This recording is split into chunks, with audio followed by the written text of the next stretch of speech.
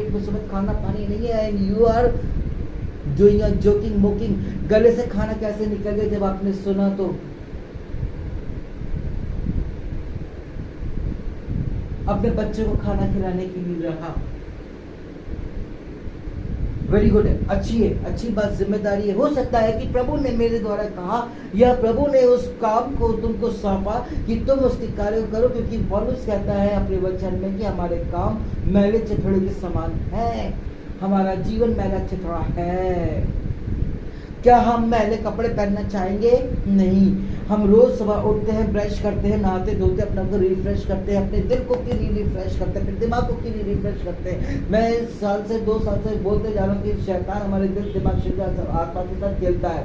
दिल का आपको बता दिया, दिमाग का आपको बता दिया, शरीर का ऐसा है कि वो वह विचारों में किसी औरत या किसी चीज के चक्कर में आ जाता है और वो वहां पर गिर जाता है। जिस प्रकार वो पासवान जो अपनी गली से के साथ ही शादी किया, दैट्स वेरी गुड, और दूसरी शादी किया, दैट्स वेरी बैड। उसके साथ ही प्यार करना था, उसी साथ ही जिंदगी बिताना था, उसी के साथ ही सब कुछ करना, लेकिन उसने क्या किया?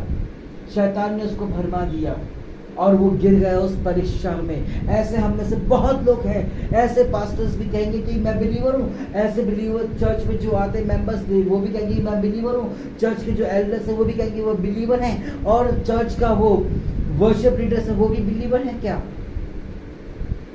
सब दिखाने के लिए खड़े हैं? चर्च में क्यों जाते हैं? अच्छे अच्छे कपड़े, अपने गोल्ड, अपनी कार दिखाने के लिए जाते हैं, अपना रुतबा दिखाने के लिए जाते हैं। चर्च में पास्टर को टाइटल ऑफरिंग इसलिए देते ताकि वो इम्प्रेस हो और मेरे को कारें दे। माबलिस में फिर ऐसा नहीं है। Hallelujah. My dear brothers and sisters, I am telling you very truth. फिर वो हमारी आत्मा क्या है? बहुत भोली है, वो शैतान के काबू में आ जाती है, दिल और दिमाग के भी काम में आ जाती है। हमारी आत्मा बहुत बुरी है। इसका एग्जाम्पल दे रहा हूँ। आज से बहुत साल पहले करीब मध्य प्रदेश में मैं था, वहाँ पर संडे का दिन है, मेरे को आज भी बहुत अच्छे से मेरे प्रियो याद है, और डैडी और मेरी ट्यूनिंग बहुत अच्छी बनती थी, हम लोग साथ में सेविकाई करते थे, हमारी पूरी टीम बहुत अच्छी चलती थी। यू नो,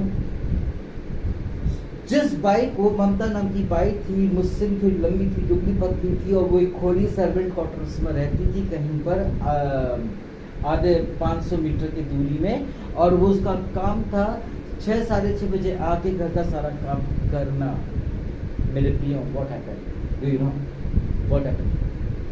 वो 8:30 बजे करीब मेरे घर पे एंटर करी, और मैं सोफे में बैठा हुआ था, और डैडी और मैं चर्च की तरफ को निकलने वाले थे, क्योंकि उस समय कहीं हमारे पास चर्च नहीं था, बस हम लोग मीटिंग्स लिया करते थे और हम लोग चर्च अटेंड करने के जा रहे थे। और फिर मेरे मसीह में मेरे भाई और मेरे बहनों, हुआ यूं कि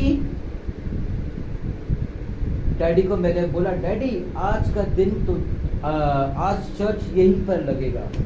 डैडी समझ गए, डैडी ने कोई क्वेश्चन नहीं किया। And you know my dears what happened? वो आई भाई, मैंने उसको बोला कि आज कोई काम नहीं करोगे, मम्मी और बहन और सब लोग करेंगे। ठीक है, सब लोग अग्री हो गए, और यूं मानो कि मेरे मुंह से निकला चर्च आज घर पे ही लगेगा। इट मीन्स लगा।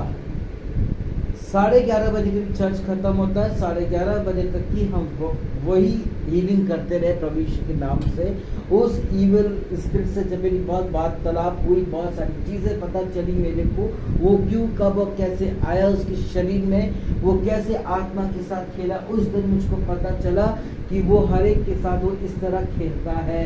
वो सर्वेंट क्वार्टर में कोई घर के अंदर टॉयलेट नहीं होता, वॉशरूम नहीं होता, रेस्ट रूम नहीं होता मेरे प्रियो, वो बाहर जाना पड़ता है। रात के 1:30 बजे करीब वो बाहर गई थी, और ईवल स्पिरिट टॉयलेट के जरिए और आइज के जरिए उसके शरीर में आ गई। उसकी हाव भाव, उसकी एक्टिंग, उसका चाल, उसकी बातचीत करने के तरीके से मैं उसको पकड़ा। प्रभु से मैंने पूछा, प्रभु क्या बात है, ये खुश आई है कि इसका जन्मदिन है, किसी शादी का सालगिरह है, इसके घर में कोई खुशी का समय है कि जो पिकनिक ऐसी आ रही है ये? तो प्रभु ने बोला, नहीं मेरे लाल, ये इविल स्पिरिट से भर करके आई है। जब डैडी को बोला, डैडी ने बाइबल को डाइनिंग टेबल के ऊपर रखा और हम लोग दुआ प्रार्थना करने लग गए और बहुत देर तक की जिद्दी और ढीठ मट्टर थी, क्योंकि सेना के साथ उसमें इविल स्पिरिट वास थी। तब हुआ यूं मेरे भाई, बहुत देर तक की कन्वर्सेशन में पता चला जो उसने बताई वो सब चीजें।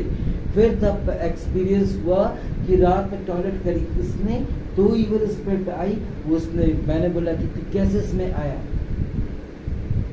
मैं एक गर्म हवा के भेस में था,